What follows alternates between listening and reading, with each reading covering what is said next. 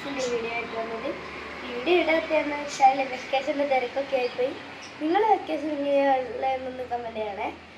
അപ്പോൾ നമുക്ക് തുടങ്ങാം. വണ്ടികളുടെ ബഹളമുള്ളത് കൊണ്ട് ഞങ്ങൾ ജസ്റ്റ് ഒന്ന് അകത്തേക്ക് വന്നിട്ടുണ്ട്. അപ്പം നമുക്ക് ക്വിസ് സ്റ്റാർട്ട് ചെയ്യാം. ഓക്കെ, അപ്പോൾ ചോദ്യം ചോദിക്കട്ടെ. ആദ്യത്തെ ചോദ്യം ചോദിക്കാം. കേരള സംസ്ഥാനം നിലവിൽ വന്നത് എന്നാണ്? 1956 നവംബർ 1. ഓക്കെ, ശരി ഉത്തരാണ്. കേരള സംസ്ഥാനം നിലവിൽ വന്നത് 1956 നവംബർ 1. കേരള ഗാന്ധി എന്നറിയപ്പെടുന്നത് ആരാണ്? കെ കേളപ്പൻ. കേരള ഗാന്ധി കെ കേളപ്പൻ. അത് രണ്ടാമത്തെ ചോദ്യമാണേ. ഇനി നമുക്ക് മൂന്നാമത്തെ ചോദ്യം നോക്കാം. നമ്മുടെ കാർഷിക ആവശ്യങ്ങൾക്കായിട്ട് നമ്മൾ സമീപിക്കേണ്ട പൊതുസ്ഥാപനം ഏതാണ്?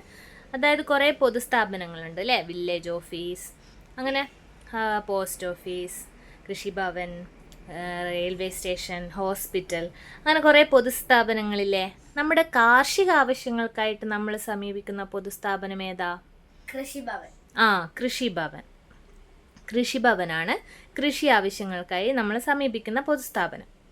ഓക്കെ, നമുക്ക് നാലാമത്തെ ചോദ്യം നോക്കിയാലോ.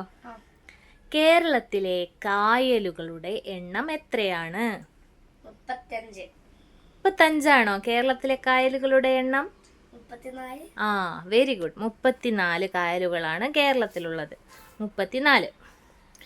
ഇനി അഞ്ചാമത്തെ ചോദ്യം ചോദിക്കാം. സൂര്യനോട് ഏറ്റവും അടുത്ത് സ്ഥിതി ചെയ്യുന്ന ഗ്രഹം ഏതാണ്? സൂര്യനോട് ഏറ്റവും അടുത്ത് സ്ഥിതി ചെയ്യുന്ന ഗ്രഹം ഏതാണ്? മെർക്കുറി. മെർക്കുറിക്ക് നമ്മൾ എന്താ മലയാളത്തിൽ പറയാ? മലയാളത്തിലൊന്ന് പറഞ്ഞു നോക്ക്. ചൊവ്വ. മെർക്കുറിക്ക് ചൊവ്വയാണോ? ബുധൻ. ബുധൻ. ബുധനാണ്. നമ്മൾ ഏത് ക്രമത്തിലാ ഒന്ന് പറഞ്ഞാട്ടെ. Mercury Mercury, Venus, Earth, Mars, Jupiter, Saturn, Uranus, Pluto. Neptune. Pluto ഇല്ലല്ലോ. പ്ലൂട്ടോ ഉണ്ട്. ഇപ്പൊ പ്ലൂട്ടോ ഉണ്ടോ? ഈ പ്ലൂട്ടോനെ നമ്മൾ ഒഴിവാക്കിയില്ലേ? പ്ലൂട്ടോ ഇല്ല കേട്ടോ. പ്ലൂട്ടോനെ നമ്മൾ ഒഴിവാക്കി. പ്ലൂട്ടോ ഇല്ല. ഓക്കെ, നമുക്ക് അടുത്ത ചോദ്യം. അപ്പോൾ സൂര്യനോട് ഏറ്റവും അടുത്ത് സ്ഥിതി ചെയ്യുന്ന ഗ്രഹം ഏതാണ്? ബുധൻ. മെർക്കുറി അഥവാ ബുധൻ. ഓക്കെ, അടുത്ത ചോദ്യം നോക്കാം. കേരളത്തിൻ്റെ പഴക്കൂട എന്നറിയപ്പെടുന്ന ജില്ല ഏതാണ്? കേരളത്തിൻ്റെ പഴക്കൂട. കേരളത്തിൻ്റെ പഴക്കൂട എന്നറിയപ്പെടുന്ന ജില്ലയാണ് ഇടുക്കി ജില്ല. ഓക്കെ, ഏഴാമത്തെ ചോദ്യം നോക്കാം. ഒരു രാജ്യത്തിൻ്റെ പേരിൽ അറിയപ്പെടുന്ന സമുദ്രം ഏതാണ്?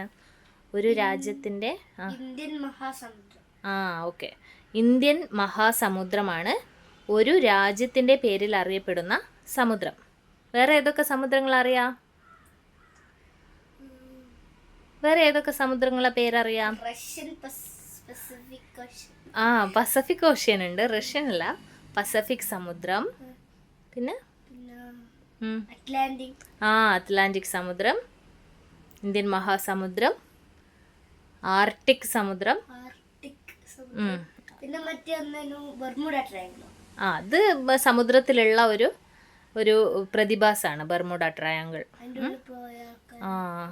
അങ്ങനെയൊക്കെ ഉണ്ട് അല്ലേ? ഓക്കെ, അപ്പോൾ ബർമുഡ ട്രയാങ്കിൾ ഏത് സമുദ്രത്തിലാണ് ഉള്ളതെന്ന് കൂട്ടുകാരൊന്ന് കമൻറ്റ് ചെയ്യണേ. ഏത് സമുദ്രത്തിലാണ് ബർമുഡ ട്രയാങ്കിൾ സ്ഥിതി ചെയ്യുന്നത്? ധനുവിന് അറിയാവോ? ഏത് സമുദ്രത്തിലാ? ഇപ്പോൾ പറയണ്ട, അവർ കമൻറ്റ് ചെയ്യട്ടെ. ഓക്കെ, ഇനി നമുക്ക് അടുത്ത ചോദ്യം നോക്കാം. അറബിപ്പൊന്ന് എന്ന നോവൽ എഴുതിയത് ഏതൊക്കെ സാഹിത്യകാരന്മാർ ചേർന്നാണ്? 2 പേർ ചേർന്ന് എഴുതിയ ഒരു നോവലാണ് അറബിപ്പൊന്ന്. എം.ടി. വാസുദേവൻ നായരും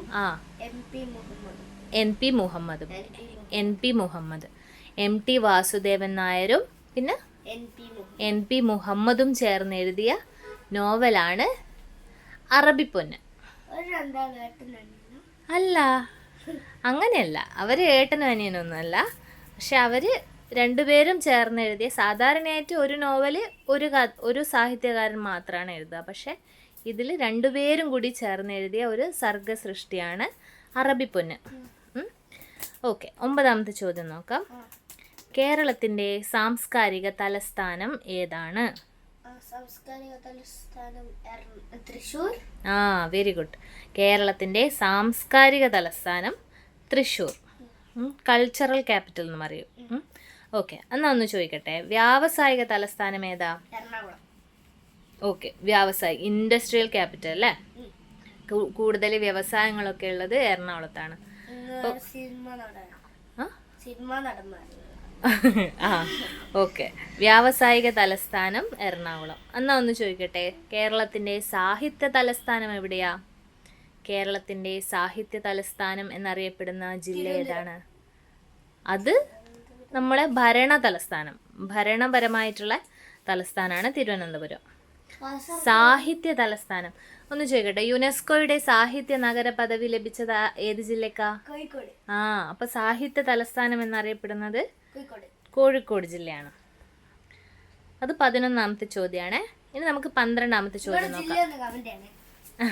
അപ്പോൾ കൂട്ടുകാരെല്ലാവരും നിങ്ങളുടെ ജില്ല, നിങ്ങൾ ഏത് ജില്ലയിൽ നിന്നാണ് വരുന്നതൊന്ന് കമൻറ്റ് ചെയ്യുക കേട്ടോ.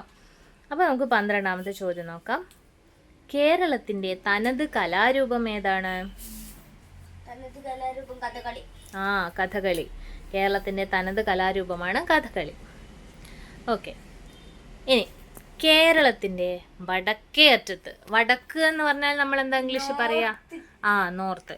ആ, വടക്കേ അറ്റത്തുള്ള ജില്ല ഏതാണ്? കേരളത്തിൻ്റെ വടക്കേ അറ്റത്തുള്ള കാസർഗോഡ്. ഓക്കെ, ഇനി കേരളത്തിൻ്റെ തെക്കേ അറ്റത്തുള്ള ജില്ല? തിരുവനന്തപുരമാണ് കേരളത്തിൻ്റെ തെക്കേ അറ്റത്ത്. തെക്ക് എന്ന് നമ്മൾ എങ്ങനെ ഇംഗ്ലീഷിൽ പറയുന്നത്? സൗത്ത്. ഓക്കെ. കേരളത്തിൻ്റെ സംസ്ഥാന പക്ഷി? മലമുഴക്കി വേഴാമ്പൽ. അതിന് നമ്മൾ എന്താ ഇംഗ്ലീഷിൽ പറയുന്നത് വേഴാമ്പലിന്? ഹോൺബിൽ. ഓക്കെ, അപ്പോൾ കേരളത്തിൻ്റെ ഔദ്യോഗിക പുഷ്പം ഏതാണ്? ചെമ്പരത്തി. കേരളത്തിൻ്റെ ഔദ്യോഗിക പുഷ്പം കണിക്കൊന്ന. Very good. എന്താ ചെമ്പരത്തി എന്ന് പറഞ്ഞേ? അതുകൊണ്ടാ? ഓക്കെ, കർണികാരൊന്നും പഠിച്ചിട്ടില്ലേ സംസ്കൃതത്തിൽ? കണിക്കൊന്ന.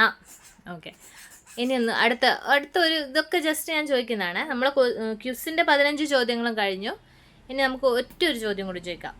കേരളത്തിൻ്റെ ഔദ്യോഗിക മൃഗം? ആന. Okay, very good. അടുത്ത നമ്മളെ വ്യൂവേഴ്സിനായിട്ടൊരു ചോദ്യം കൂടി. ഏതാ ചോദ്യം? കേരളത്തില് ആദ്യമായി എഴുത്തച്ഛൻ പുരസ്കാരം കിട്ടിയതായിരിക്കാം? ഇപ്പോൾ ധനുട്ടൻ ചോദിച്ച ചോദ്യം ഇതാണ്, കേരളത്തിൽ ആദ്യമായിട്ട് എഴുത്തച്ഛൻ പുരസ്കാരം ലഭിച്ചത് ആർക്കാണ്? അപ്പോൾ കൂട്ടുകാരൊന്ന് കമൻറ്റ് ചെയ്യണേ. വീഡിയോ വൈൻഡപ്പ് ചെയ്യാം അല്ലേ? ലൈക്ക്, സബ്സ്ക്രൈബ്, കമന്റ് ചെയ്യണേ. അപ്പം നമുക്ക് ഈ വീഡിയോ വൈൻഡപ്പ് ചെയ്യാം. കൂടുതൽ ചോദ്യങ്ങളുമായിട്ട് അടുത്ത വീഡിയോയിൽ വരാം. അതുവരേക്കും ബൈ. Thanks for